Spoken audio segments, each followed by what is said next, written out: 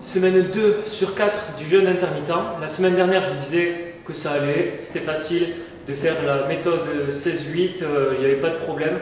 Je loupais donc le repas du soir, je mangeais juste au petit déjeuner et à midi. Et la deuxième semaine, ça s'est avéré justement beaucoup plus compliqué. Pas pour restreindre les repas et n'en manger que 2 sur 3 dans la journée, ça c'était pas un problème. Mais ce qui était le problème, c'était que quand je passais de la position assis à debout, ça tournait partout et j'avais comme une baisse de tension. C'était exactement le même effet, donc hop, il fallait attendre un petit peu. Et c'était pas juste une fois, en fait c'était plusieurs fois dans la journée et le lendemain c'était pareil. Donc là je me suis dit, faut peut-être calmer le jeu.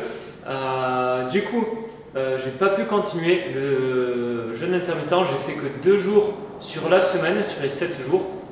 Donc même si je suis un petit peu en retard, ça change rien. Parce que sur la semaine 2, j'ai fait que 2 jours de jeûne à 16-8 et après je me suis remis à manger normalement. Voilà, donc je ne sais pas pour les personnes qui arrivent à tenir cette méthode-là, 16-8, s'ils y arrivent facilement, s'ils ont vraiment un regain d'énergie. Alors pour moi, c'était vraiment compliqué. L'énergie, bon, c'était pareil, j'arrivais à peu près à faire tout ce que je voulais, même si je ne suis pas très actif au niveau du travail, je suis en vacances. Mais comme je bouge pas mal, je fais du sport le matin, l'après-midi. Voilà, c'est mon style de vacances là pour le moment. J'ai presque que ça à faire en Polynésie française. Profiter de l'eau, de l'extérieur, de la nature.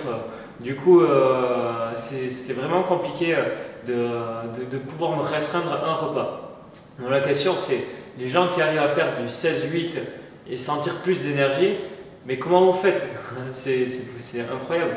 Je ne sais pas comment. Est-ce que vous avez fait de l'activité en journée ou voilà. Peut-être je suis le seul à qui ça fait ces baisses de tension. Du coup, il me faut des calories, des nutriments pour tenir la journée. Et peut-être que voilà, que vous avez de l'activité, un travail, et vous pouvez vous passer du repas du soir et donc manger que sur une fenêtre de 8 heures. Mais dans ce cas-là, j'aimerais bien avoir vos retours. Si c'est le cas où vous arrivez à faire ce jeûne intermittent mais que vous ne faites pas d'activité à côté, je pense que ça sera beaucoup plus profitable au niveau de la santé de faire du sport, de bouger, même pas forcément un sport, faire une activité physique, que ce soit de la marche ou voilà, vous baladez à pied, vous déplacez à vélo au lieu d'aller en voiture. Voilà. Bon. En tout cas, voilà, pour ce mois-ci et pour la fin du mois, je vais vraiment calmer le jeûne intermittent. Je ne pense pas que je vais continuer sur la méthode 16-8. L'année dernière, j'avais réussi en méthode, c'était du 14-10 ou du 12-12, je ne sais pas très bien. Je mangeais vraiment le matin à 6h30, 7h et je mangeais le soir à 19h.